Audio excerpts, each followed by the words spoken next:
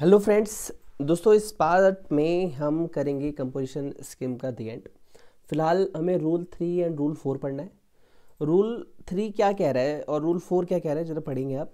कहता है intimation by person applying for registration, कि जो पर्सन है जो कंपोजिशन स्कीम लेना चाहता है उसे इंटीमेट करना पड़ेगा। क्या करना पड़ेगा सर? इंटीमेट करना पड़ेगा। अच्छा जी, कैसा इंटीमेशन देना होगा?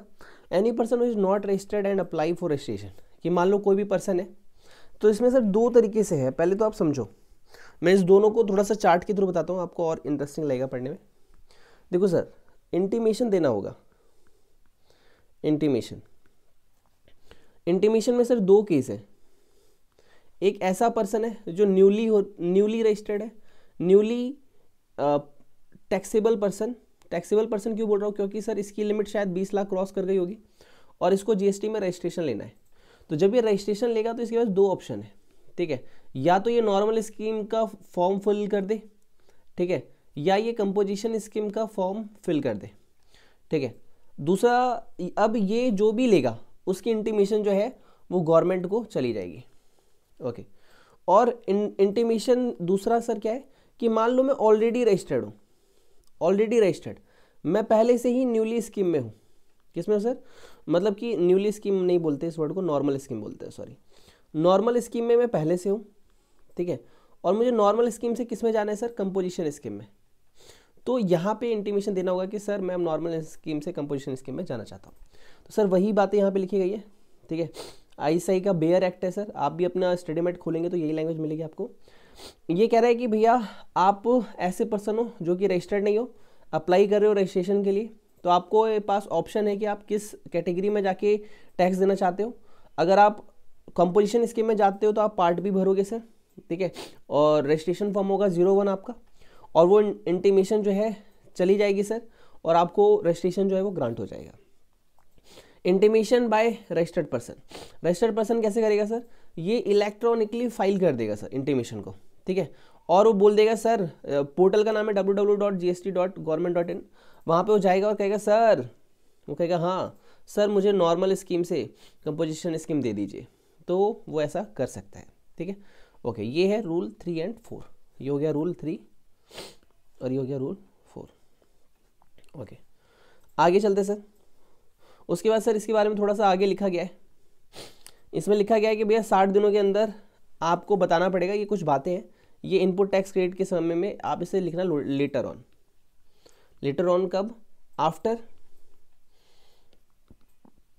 Input tax credit chapter. Sir ये क्या कहते हैं, थोड़ा बता दो, थोड़ा सा बता दो सर, ज़्यादा नहीं। बाबू ये कहता है कि जिस जिस प्रोडक्ट पे आपने नॉर्मल स्कीम से देखो मैं आपको चार्ट के थ्रू बताता हूँ। जब आप नॉर्मल स्कीम में थे, क्या थे सर? जब आप नॉर्मल स्कीम में थे तो नॉर्मल स्कीम में आपने क्या किया था, मुझे बताओ। देखो आपने इनपुट टैक्स रेट लिया था, तो जब आप कंपोजिशन स्कीम में जा रहे हो, ठीक है, तो आपको इन्फॉर्मेशन देनी पड़ेगी कि इस पर आपने इनपुट टैक्स रेट लिया था, और उस इनपुट टैक्स रेट को आपको रिवर्स करना होगा। रिवर्स मतलब जो जो इनपुट टैक्स रेट का बेनिफिट आप ले चुके हो वो सारे आपको रिवर्स करने होंगे। इनपुट टैक्स रेट के बेनिफिट किसको सर? आपकी साइट पे जाके बताना होगा कि मैंने ये किया है, और वो आपको पे करना होगा इनपुट टैक्स रेट बेनिफिट आप ले चुके हो। सर नहीं समझ में आया होगा, वेट कीजिए, इनपुट टैक्स रेट के चैप्टर का वहाँ पे हम और अच्छे से पढ़ेंगे सर। उसके बाद है conditions and restrictions for composition levy. तो सर ये क्वेश्चन अपने आप में बन सकता है sir, what are the conditions. Question ऐसे बन जाएगा, what are the conditions and restrictions of for composition levy. तो इसका सर रूल 5 है। ये कहता है he is neither a casual taxable person, वो तो ना तो कैजुअल टैक्सेबल पर्सन होना चाहिए, आप लिख लेंगे सीटीपी। सीटीपी क्या होता है सर? आप लिख लेना लेटर ऑन, मास्टर पढ़ाएगा, अभी नहीं पढ़ा रहा। सीटीपी नहीं होना चाहिए, और nor a non resident taxable person, और वो नॉन रेसिडेंट टैक्सेबल पर्सन भी नहीं होना चाहिए, कैजुअल टैक्सेबल पर्सन भी नहीं होना चाहिए, नॉन रेसिडेंट टैक्सेबल पर्सन भी नहीं होना चाहिए, ठीक है। और यहाँ पे लिखा हुआ है डिटेल्ड इन चैप्टर 7 जो रजिस्ट्रेशन का है वहाँ पे हम पढ़ेंगे। अब आप पूछोगे कब, तो फिर यहाँ पे साफ साफ लिखा हुआ है चैप्टर 7 में आपसे पढ़ोगे, ठीक है, ओके। उसके बाद आगे है the good held in stock by him have not been purchase from unregistered supplier, where purchased he pay the tax under reverse charge under section 9 subsection 4। Sir ये क्या था, ये नहीं समझ में आया बिल्कुल भी। सर देखो कंडीशंस पहले एक बार पढ़ लो, फिर मैं आपको दिखाता हूँ। ही शैल पे tax under 9394 reverse charge on inward supply of goods और सर्विस और बोथ। सर एक भी नहीं समझ में आया। देखो सुनो सुनो मेरे भाई, सुनो सुनो सुनो। देखो ये रूल 5 है। पहली बात, ये आपसे 4 बातें कहता है। पहला कि एक कैजुअल टैक्सेबल पर्सन और एक नॉन रेसिडेंट टैक्सेबल पर्सन, ये लोग कंपोजिशन स्कीम नहीं ले सकते, ठीक है। और इस ये कहाँ पढ़ेंगे हम, तो ये हम पढ़ेंगे रजिस्ट्रेशन के चैप्टर में। तो रजिस्ट्रेशन के चैप्टर में हम इसकी डिटेल पढ़ेंगे, कैजुअल टैक्सेबल पर्सन और नॉन रेसिडेंट टैक्सेबल पर्सन कौन होते हैं। दूसरा सर, वो कह रहा है कि आपने जो भी स्टॉक खरीदा था कंपोजिशन स्कीम में आने से पहले, वो रजिस्टर्ड पर्सन का होना चाहिए। अगर अनरजिस्टर्ड से आपने खरीदा था तो आप कंपोजिशन स्कीम में नहीं आ सकते। सर इसके पीछे गवर्नमेंट का क्या लॉजिक होगा, आप बता सकते हो? हाँ सर मुझे सारे लॉजिक पता है। सुनो सुनो, दोनों केस को एनालाइज करते हैं, केस 1 केस 2, ठीक है, 2 और 1। सर पहले वाले में क्या होगा, जब रजिस्टर्ड से आपने खरीदा होगा तो उसने 100 रुपये पे 10 रुपये लगा के 110 में आपको दिया होगा, ठीक है। अब आप कंपोजिशन स्कीम में हो, अब आप कंपोजिशन स्कीम लेना चाहते हो तो अब आपको 110 पे आपने 90 अपना प्रॉफिट जोड़ा तो 200 हो गया, तो यहाँ पे आपको 1% देना होगा यानी 2 रुपये। तो गवर्नमेंट के पास देखो ये 10 रुपये भी आए, ठीक है, और ये 2 रुपये भी आए, तो ओवरऑल गवर्नमेंट के पास 12 रुपये का फायदा होगा।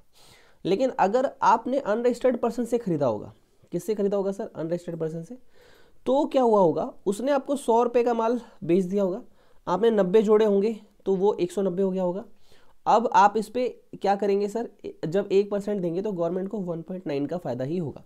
तो सर गवर्नमेंट यही कह रही है कि भाई आपने अगर रजिस्टर्ड से खरीदा होगा, तो रजिस्टर्ड से खरीदा होगा तो गवर्नमेंट तो ऑलरेडी उस पर कमा चुकी है, इसलिए वो आपको कंपोजिशन स्कीम दे देगी। लेकिन इस केस में अनरजिस्टर्ड से आपने खरीदा होगा तो उस पर गवर्नमेंट को टैक्स तो मिला नहीं है, गवर्नमेंट को टैक्स नहीं मिला है तो गवर्नमेंट कह रही है हम जब टैक्स हमें मिला ही नहीं तो फिर हम आपको कंपोजिशन स्कीम क्यों दें, ठीक है सर, ये लॉजिक है उसका। सर थर्ड भी पॉइंट था कोई, वो भी समझा दो। सर थर्ड पॉइंट वो ये कह रहा है कि मान लो रिवर्स चार्ज के अंदर रिवर्स चार्ज का केस यहाँ पे लगता है। अब जो कंपोजिशन स्कीम में पर्सन है, ठीक है, वो मान लो सेक्शन 93 या 94 तो हट गया, आप सभी को पता है, मैंने पहले बता दिया, तो 93 की बात करते हैं। मान लो 93 आर्बिट्रल ट्रिब्यूनल है, ठीक है।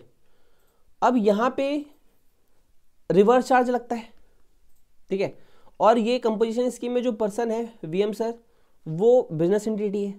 अब बिजनेस एंटिटी ने आर्बिट्रल ट्रिब्यूनल से अगर लिया, ठीक है, सर्विस, तो यहाँ पे विनीत सर को ही इस पे @18% टैक्स देना होगा।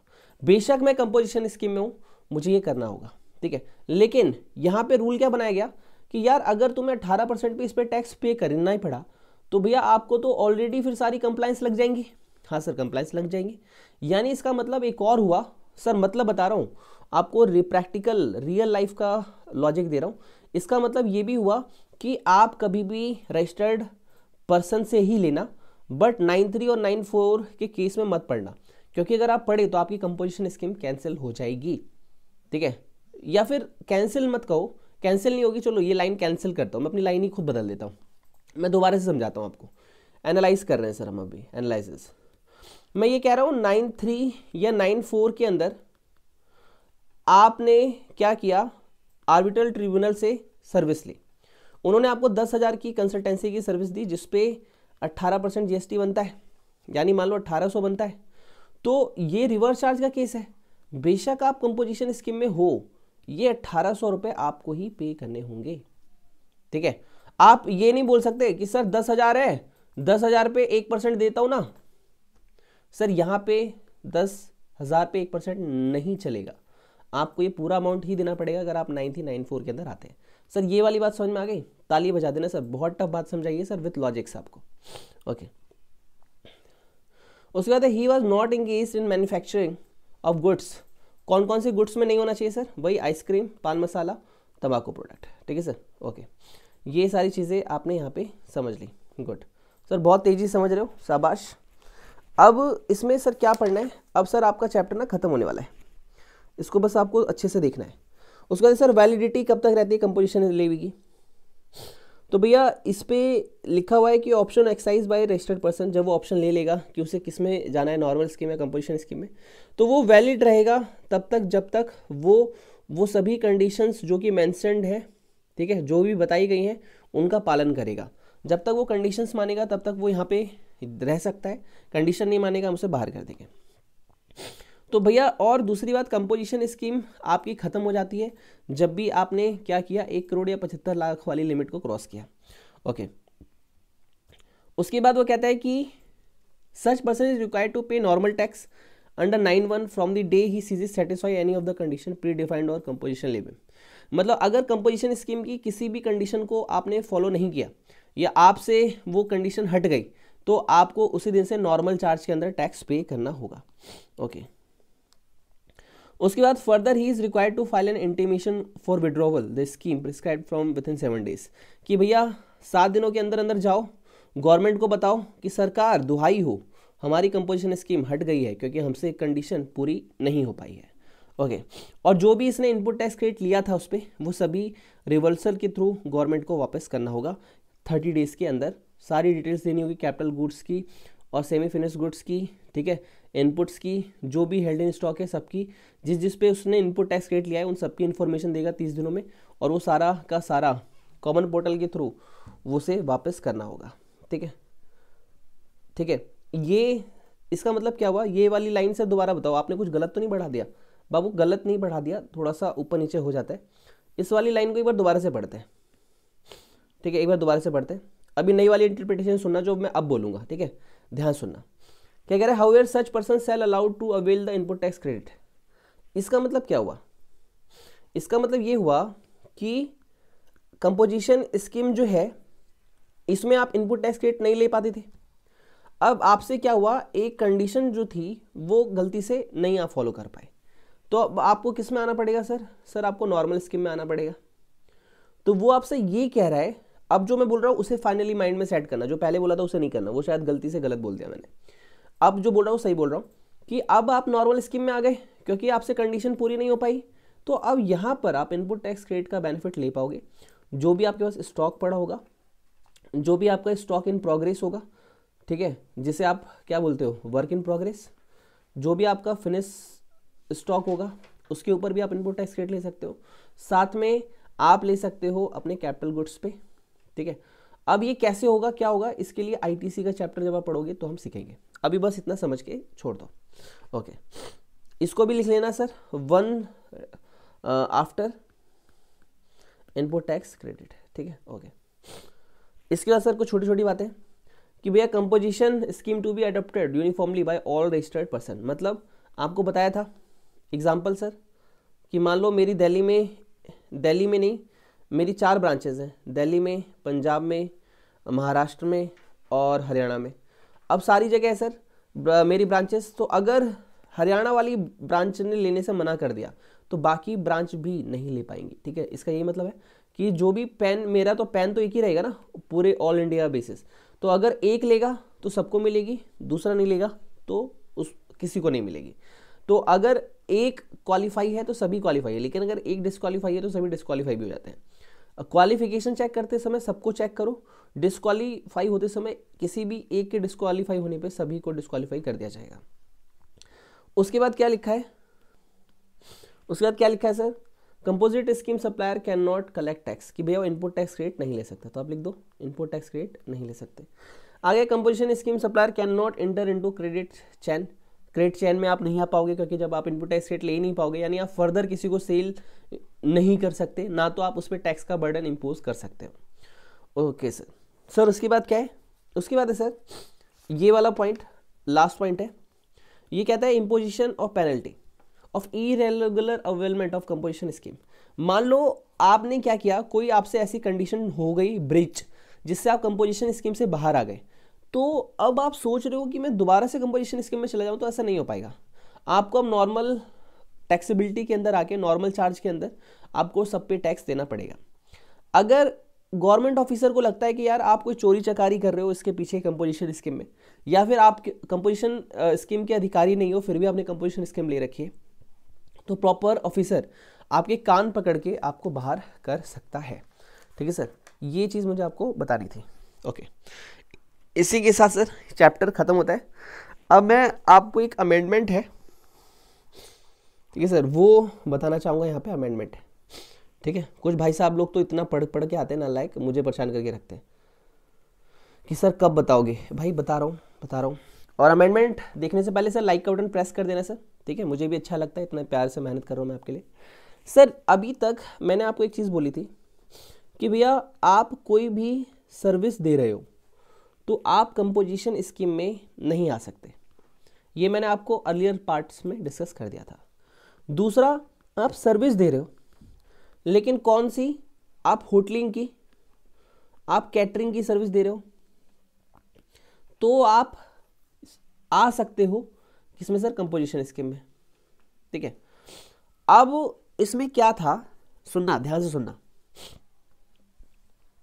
वो ये कह रहा है, अमेंडमेंट सर इसी को लेके आई हुई है कि यहां पे सर अब क्या कहा जा रहा है, ध्यान से सुनना।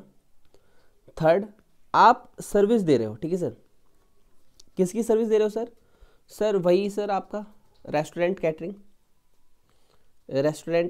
कैटरिंग की सर्विस। सर यहाँ भी हम ये लिख ले क्या, रेस्टोरेंट? हाँ सर, रेस्टोरेंट लिख लो, कोई दिक्कत नहीं है, रेस्टोरेंट, ठीक है। अब वो कह रहा है रेस्टोरेंट कैटरिंग की सर्विस कर रहे हो, हमने आपको कंपोजिशन स्कीम दे दी है, ठीक है, ठीक है। अब सर ध्यान से सुनना, अब ये सप्लाई ऑफ सर्विस कर सकता है, ध्यान से सुनना, सप्लाई ऑफ सर्विस कर सकता है, बट कैसे चेक करोगे आप इसमें कि कितने की सप्लाई ऑफ सर्विस कर सकता है? कि 10% ऑफ टर्नओवर इन स्टेट और 5 lakh, whichever is higher,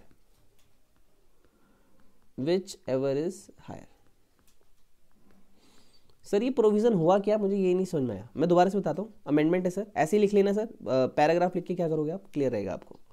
ये कह रहा है कि रेस्टोरेंट कैटरिंग की सर्विस आप करते थे, हमने आपको कंपोजिशन स्कीम दी थी, वैसे हम सर्विस सेक्टर वालों को कंपोजिशन स्कीम अलाउ नहीं करते, पहला रूल। दूसरा कि सर्विस में हम रेस्टोरेंट और कैटरिंग वालों को अलाउ कर देते हैं, ठीक है सर।